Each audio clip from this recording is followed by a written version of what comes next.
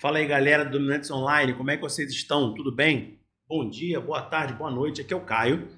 E dando prosseguimento aqui aos nossos estudos sobre filosofia medieval, hoje nós vamos ver a escolástica.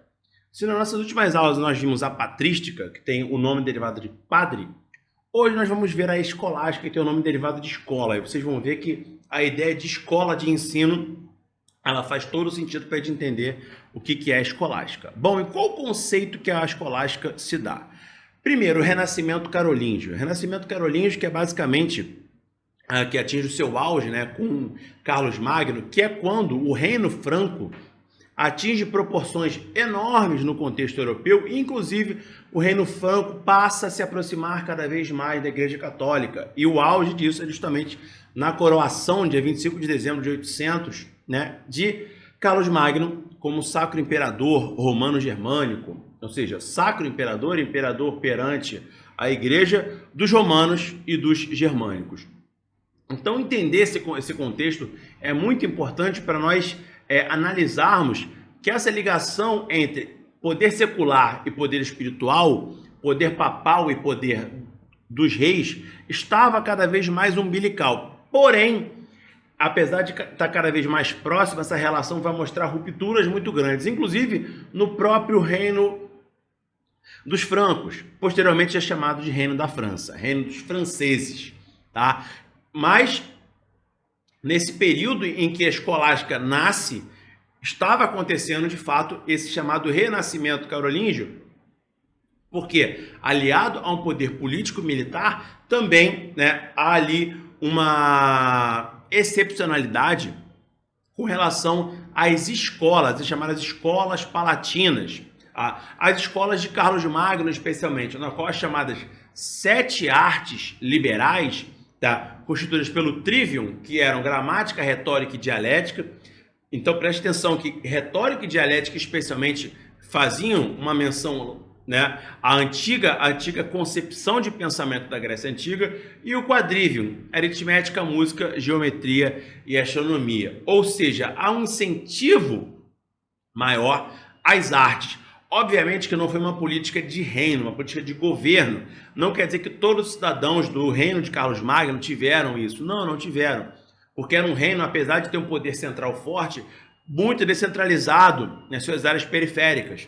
Mas algumas pessoas da nobreza, excepcionalmente, e até membros do clero, tiveram acesso a essas escolas palatinas, as escolas de Carlos Magno. E dentro desse contexto também passa a se desenvolver uma intelectualidade da igreja. De novo, voltando lá à nossa aula sobre a patrística, lembra a ideia dos monges copistas, em que o saber ficou cada vez maior dentro da igreja, em que a igreja passa a ser a maior detentora de saber desse contexto? A partir desse saber estado na igreja, tá, passa a se desenvolver ali um certo um grupo mais intelectualizado, um grupo mais dedicado aos estudos, e não plenamente somente a fé, somente as questões com Deus, mas também as questões do entendimento da fé, do entendimento de Deus, tá? Dos artifícios da fé, de toda uma questão mais intelectual voltada à fé. Inclusive é desse contexto que depois vai nascer a teologia, que é basicamente um ensino, né, da fé, um ensino do telos. Além disso, vai acontecer o renascimento comercial e urbano, ou seja, as rotas comerciais irão voltar a se espalhar pela Europa, no movimento posterior às cruzadas, quando eu tenho o nascimento, né, das feiras, a feira de Champagne, né, a feira de Flandres, cidades comerciais vão se destacar, como Lisboa, Paris, Bourbon, além das cidades italianas, obviamente, né, Gênova, Veneza, Florença, que vão funcionar ali como um meio campo, né, entre a Europa e o Oriente, até porque as cruzadas estabelecem as rotas comerciais que dão acesso a produtos de muito valor no Oriente, tá? Além disso, eu vou ter as cidades livres, as associações de cidades, as Hansas, posteriormente eu sugeri uma proto-burguesia, tá? Então eu tenho um mundo de novo em mudanças. Tenho uma coisa em mente: um mundo em mudança, um contexto em mudança, é um prato cheio para o nascimento de uma nova concepção filosófica. Vocês perceberam aqui nessas aulas que não é a primeira, nem a segunda, nem a terceira vez que eu falo em mundo e mudanças. Então, sempre que o mundo entra numa grande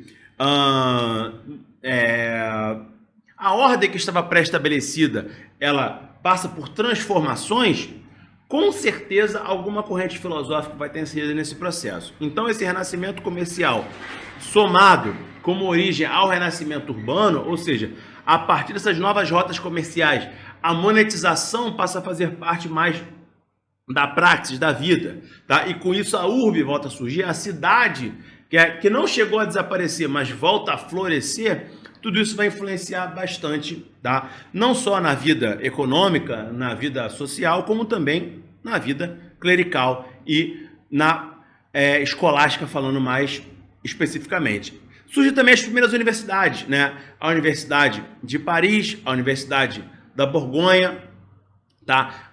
As primeiras universidades no conceito moderno da coisa, porque alguns autores até falam sobre a questão ali das madraças, né, islâmicas e tal, ou então das escolas gregas, como a escola de Atenas e tal, mas no conceito moderno da coisa, as primeiras universidades surgem nesse momento, e justamente com essas duas cadeiras, teologia e filosofia, que nesse conceito eram tidas até como uma coisa só. Posteriormente elas se separam, e a partir dessa separação entre teologia, como estudo do telos, da fé, da crença, e a filosofia como estudo, né, da vida, do entendimento, da ideia, a partir disso novas cadeiras, novas cátedras surgem, como a matemática, como a física, como as ciências de maneira geral, e assim por diante, tá? Então a gente tem que ter em mente que a universidade, ela só foi possível em um contexto em que,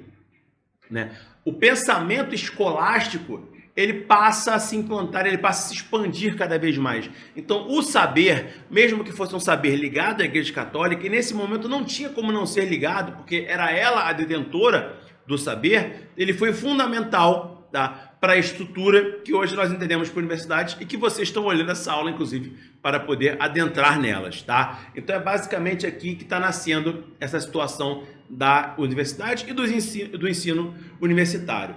Porém, com todo esse mundo em transformação, lembra que a gente falou que a instituição que se mantém como a base desse mundo, como a grande cola, tá, desse mundo fragmentado é a igreja? Quando esse contexto passa a mudar, esse poder central, esse poder básico, esse poder mais institucionalizado que era a igreja, passa também a ser contestado. É quando surgem as primeiras contestações, inclusive dentro da igreja, além do próprio, né, das heresias, né, a heresia cátara, a heresia valdense, a heresia gnóstica e várias outras que surgem, mas também dentro da igreja, como por exemplo o bispo John Wycliffe, posteriormente bispo Jan Hus, tá? Os próprios dominicanos foram considerados hereges por algum tempo, e lembrando sempre que o conceito de heresia é aquele que não está dentro da ortodoxia, ou seja, aquele que não está dentro do que a igreja como instituição diz. Não é necessariamente aquele que não crê em Deus, tá? São coisas diferentes. Então, heresia é contra a igreja, tá? Especificamente. Então, as primeiras contestações da igreja nascem nesse contexto também. O próprio São Francisco de Assis vai contestar alguns dogmas da igreja. Então, com isso, nós temos aí esse movimento conhecido como escolástica, que vai do século VIII até o século XIV, mas tem o seu ápice no século XII e século XIII, tá? Século VIII, século IX e X ainda era um momento de transição. A política europeia, a vida estava em transição ainda, mas século XII e século XIII, especialmente com Tomás de Aquino, esse movimento alcança o seu ápice, tá? Com talvez o maior ideólogo, alguns até falam sobre Agostinho de Hipona, mas Tomás de Aquino, o maior ideólogo, né, da igreja. E os grandes temas, tá, eles farão parte desse pensamento escolástico. Por exemplo, a catalogação da obra aristotélica, até porque nesse momento, tá, Aristóteles era um autor que estava sendo traduzido no árabe, para o árabe, durante a expansão árabe, especialmente ali no século VII, né, quando o Império Árabe Omíada conquista boa parte do que outrora fora o antigo Império Persa-Sassânida e o Império Romano do Oriente, antes também o Império Romano em si. Essas obras que estavam ali disponíveis, elas são traduzidas para o árabe. Então, muito do que nós sabemos hoje e muito do que nós temos conhecimento foi graças aos árabes que conseguiram traduzir isso, tá, para o próprio árabe, e isso depois foi traduzido para o grego ou para o latim. Então, muito do que permaneceu hoje, tá, como filosofia, chegou a nós graças aos árabes. Essas obras aristotélicas, especialmente aqui, elas vão ser traduzidas por Andrônico de Rhodes, tá? Além disso, a questão Deus e homem, ela vai ser debatida com mais força, ou seja, até que ponto o homem é subserviente a Deus ou Deus está presente em todos os temas da vida do homem. Nós já vimos que, para Santo Agostinho, o homem tem um pouco de Deus na sua alma, mas isso vai ser debatido. Até que ponto, de fato, todos os homens têm um pouco de Deus? Será que é verdade essa questão da reminiscência da alma? E com esse debate também vai o debate entre razão e fé. Será que filosofia e fé são conciliáveis? Será que uma faz parte da outra? Ou será que não? São coisas diferentes. Existem os motivos da razão e os motivos da fé. Coisas que não se conectam. É outro debate importante. E, obviamente, a questão de corpo e alma. E muitos desses debates entre Deus e homem, corpo e fé, Deus e homem, razão e fé e corpo e alma, vem especificamente porque o pensamento que predominava até então era a patrística. E a patrística tem uma base muito forte na questão do uso de Platão como argumentação, tá? E, obviamente, Aristóteles era um pensador muito crítico a Platão. Aristóteles tinha sérias críticas desse modelo dual de Platão. E como Aristóteles foi muito traduzido para os árabes, fica uma coisa meio que um pensamento árabe influenciado por Aristóteles, enquanto o pensamento da igreja era influenciado por Platão de maneiras distintas, tá? Mas como havia essa certa oposição de ideias, um grupo de membros da igreja passou a ver uma necessidade de reestudar, de restabelecer as bases do pensamento intelectual cristão. Então, é nesse momento que a obra aristotélica passa a ganhar mais proeminência em razão da obra platônica. Além disso, né, eu também vou ter a questão do universo. Ou seja, existem seres inferiores e superiores. O universo, para Agostinho de Hipona, a ordem do mundo reflete uma ordem dos céus, né? Ali entre querubins, anjos, arcanjos. Então vou ter camponeses, clérigos, guerreiros e tal, né? Então existia essa reflexão dos céus na terra. Agora isso vai ser questionado. Será que existem de fato seres superiores e inferiores? Será que de fato a vida na terra é um reflexo da vida nos céus? Tá? E com isso também, com toda essa dicotomia de pensamento, há aquela que inicialmente foi uma união entre poder papal e poder real. Agora essa união ela já apresentava rupturas. Porque eu vou ter dois grandes episódios com uma questão das investiduras entre o Sacro Imperador e o Papa, e a questão do cativeiro de Avignon entre o rei da França e o Papa. E lembrando que o rei da França, né, tinha toda uma questão ali do galicismo, tá? Que nós vamos ver nas nossas aulas falando ali sobre a filosofia de Jacques Bossuet, que ele destaca um pouco essa questão. Então o monarca francês tinha toda uma questão mística espiritual, como se esse monarca fosse superior aos outros, tá? Então eram debates importantes que vão estabelecer os chamados grandes temas da escolástica, temas que vão ajudar a nascer, a criar o corpo desse novo pensamento, além da questão do princípio da autoridade. E, bom, o que é o princípio da autoridade? É você remeter a grandes pensadores do passado para você justificar uma concepção que você tenha. Então, por exemplo, quando a igreja ela remete a Platão, ela não diz que ela estava fazendo qualquer coisa, ela estava se referindo a alguém reconhecidamente notável. Assim como, posteriormente, muitos padres apologistas vão se referir ao próprio Agostinho de Hipona, dando ali um pouco de legitimidade, né, de base ao seu discurso. Então, esse é um outro princípio também que vai ser importante nesse tema da escolástica. Além da ideia dos grandes temas, a ideia da autoridade, sempre se referir, tá, É o que hoje a gente faz um pouco a ideia da referência bibliográfica. Quando você fala alguma ideia, essa ideia está no livro do autor tal, livro tal, está no artigo tal de autor tal. Tá? Esse princípio ele é estabelecido agora, ou seja, remeter a uma figura de autoridade, a uma figura de reconhecido saber para legitimar o seu discurso. Tá? Essa igreja, como a gente já falou um pouquinho, ela estava sofrendo algumas rupturas. Então, existia um certo temor em abraçar a obra de Aristóteles. Por quê? Já falamos um pouco sobre isso, poder papal, poder real, né? Episódio do cativeiro de Avignon, episódio da querela das investiduras. Tudo isso estava levando a igreja a não ser mais essa grande instituição, né?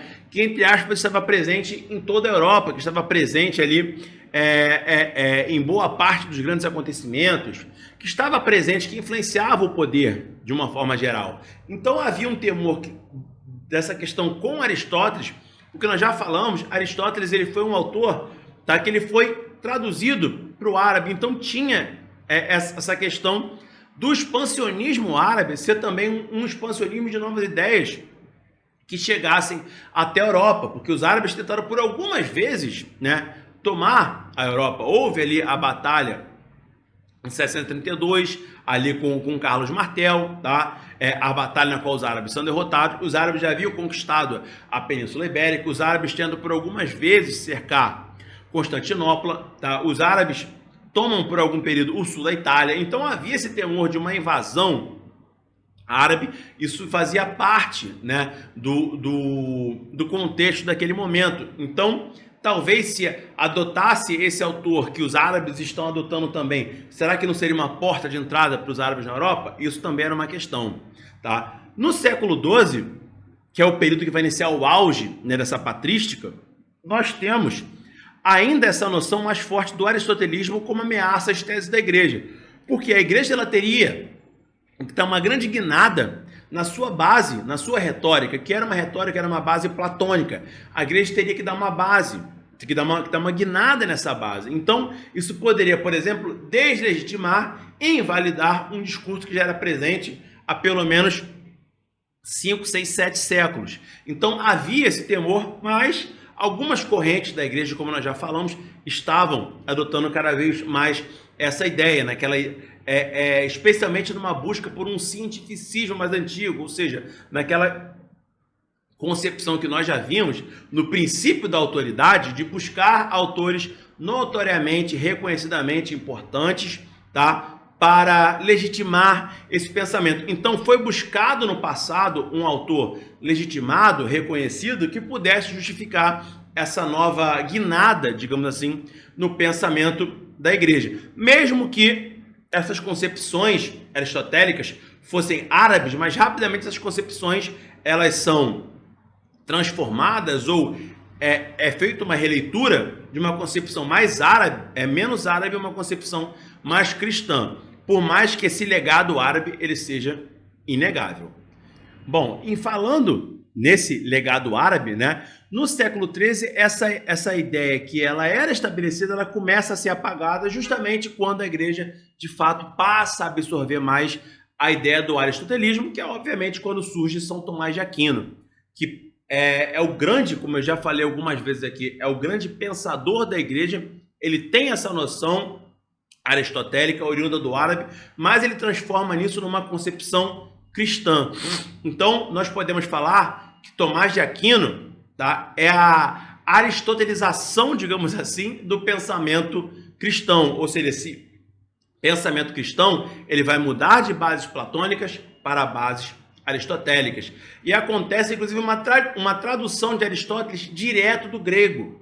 Porque as obras que chegam até esse momento eram obras aristotélicas traduzidas do árabe. Agora não. É feita uma tradução de Aristóteles direto do grego, por mais que muitas das vezes alguns termos, algumas noções ainda fossem, né, oriundas do árabe. Inclusive, isso vai gerar uma síntese de ideias cristãs, ou seja, essas ideias elas são sintetizadas, elas são estabelecidas a partir de um novo conceito, de uma nova base aristotélica. Tá? E outro ponto que é bastante importante também nós lembrarmos, tá? É que os padres dominicanos surgem nesse conceito. E os padres dominicanos, como eu já falei aqui, né, no início da nossa aula, ele é um movimento que inicialmente ele é até entendido como herético, tá? Posteriormente os jesuítas também vão passar um pouco por esse momento, apesar dos jesuítas serem uma ordem mais militarizada do que necessariamente filosófica, tá? E os dominicanos, eles têm essa noção inicialmente herética, porém depois a igreja resolve adotar, a igreja adota, né, o pensamento dominicano como parte do seu pensamento, tá? E a partir dessa nova concepção aristotélica muito percebida nos dominicanos, é que a igreja passa a estabelecer novas bases, e nós podemos falar inclusive sobre bases teológicas. Beleza? Mas isso aí vai ficar para a nossa próxima aula, que a gente vai estudar, de fato, São Tomás de Aquino e o nascimento da teologia. Beleza, galera? Então é isso. Valeu. Grande abraço. Nos vemos na próxima.